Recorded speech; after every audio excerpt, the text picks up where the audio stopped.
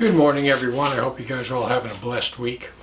Hey, I wanted to do an overview of Chaco Canyon.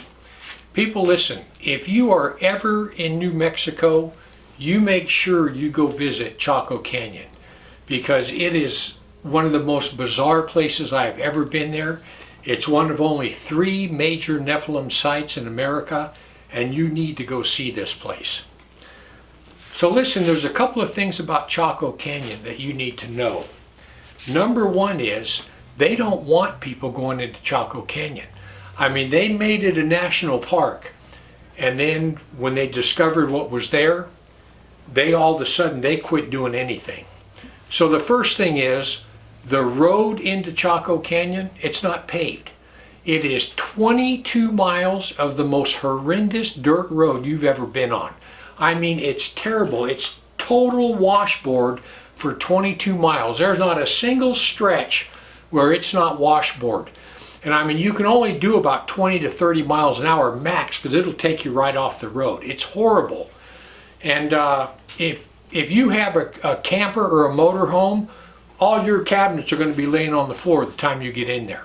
I mean, I asked a ranger, I asked this one lady, I said, why don't they pave that road? This is a national park. She goes, well, there's a reason behind that. And you notice how there's almost nobody here, and you get to walk around and enjoy the whole place all by yourself. And people, listen, when I was in there, there wasn't even 20 people in the whole place, in a national park. And that road is the biggest deterrent that keeps them out. So listen, during the early excavations of Chaco Canyon, and we're talking back in the early 1900s, they found clear evidence of the giants. Clear evidence. They also found bones in pots that was clear evidence of cannibalization. They saw the knife marks, the grinding on the bones where they were stirred in the pot. They found clear evidence of cannibalization, where people were eating people.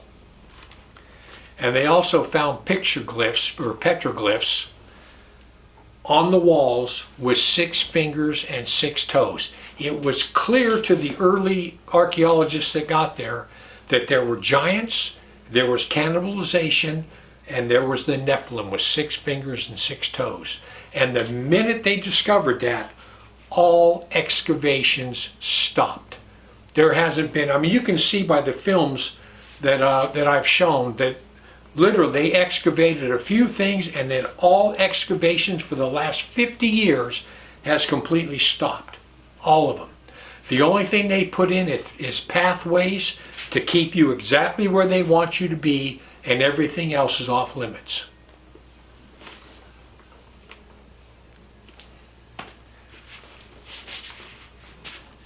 There are 3 main sites in America that point to the Nephilim. Number 1 is America's Stonehenge. And America's Stonehenge, we know it's a Nephilim site. It has a great big sacrificial table with a trench around it to drain the blood. And there was a stone found underneath that sacrificial table about 1.5 feet down. And when it was translated, it says, in honor of Baal of the Canaanites. So it's a Nephilim site. The Nephilim came across when Joshua and his conquering armies came in. The Nephilim departed.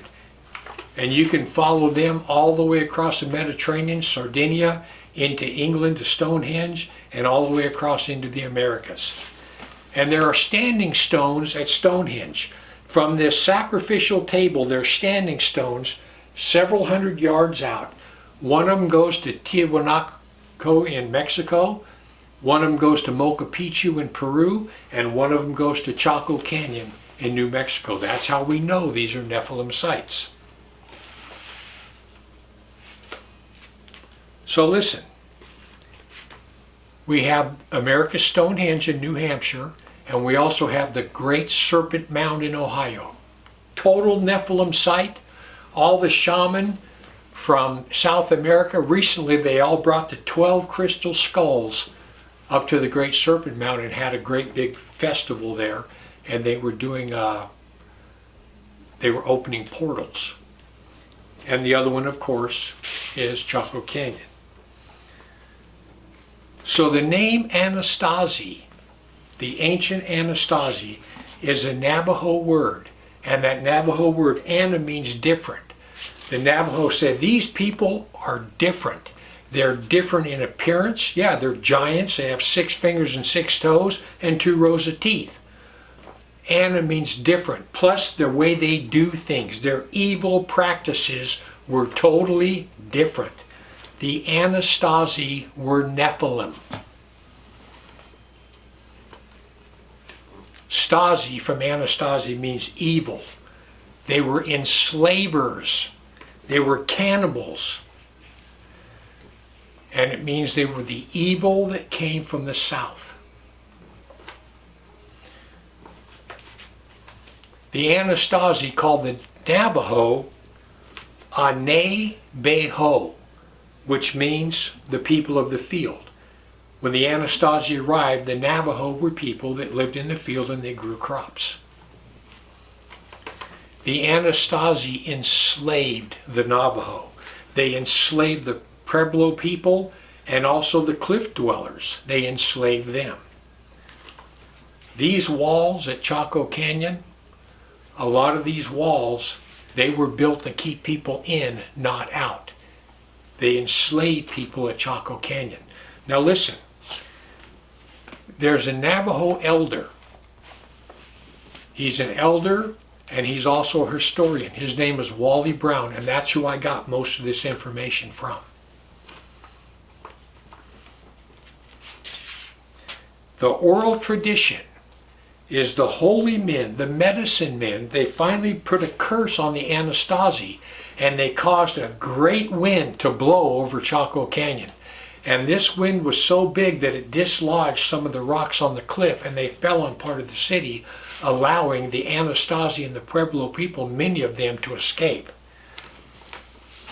And when they did that, then all the tribes came together and they made war on the Anasazi, and they finally killed them all. They got all the tribes in the southwest to come against them. And the last known battle that we know of between the Indians and the Anasazi, the Nephilim, happened at the Lovelock Caves in Nevada.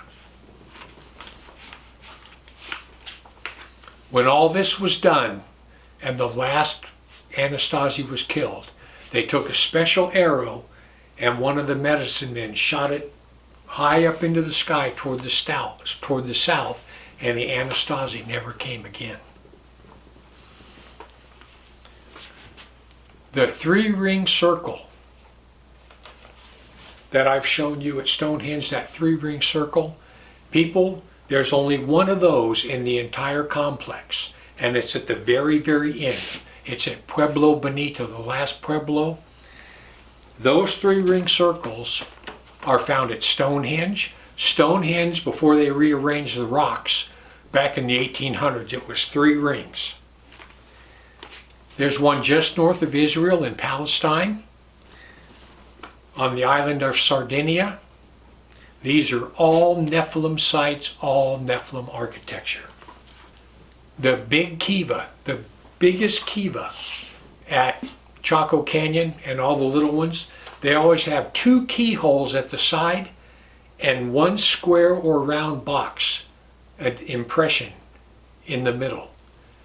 Tom Horn was taken to one of the cliff dwellings in New Mexico that is on an Indian reservation. It is still active, and no white men go there. Tom Horn had to befriend these people and befriend a chief, and finally this chief took him there. And that chief told Tom Horn, he said, that right there in the middle, that indent that goes down into the ground in the middle, that is an active portal where the spirits go to and come from the underworld. And Tom Horn looked at him, and he could feel the evil coming out of that thing. And he said, man, I wouldn't get in there for all the money in the world. And he's right. I met this lady there. Matter of fact, a couple ladies from England, and this other lady I was talking to, and I noticed she was really checking these stones out and everything. And I told her, I said, hey, listen, I said, don't don't pick up any of these stones and take them home. And she thought, well, why? There's billions. And I said, listen, this is a charged demonic site. You pick up anything and take it home from this site, and you're liable to be carrying a demon right into your house. And she put everything down, and she said, you know what, you're probably right. So guys, listen, Chaco Canyon, well worth the trip. If you're ever in New Mexico, you need to go see it. But just remember that that road, they keep that road like that to keep people out. They do not want people to discover what happened at Chaco Canyon. Anyway, you guys have a blessed day, and always remember, heaven or hell you choose. Just remember, once you take your last breath, it's a done deal.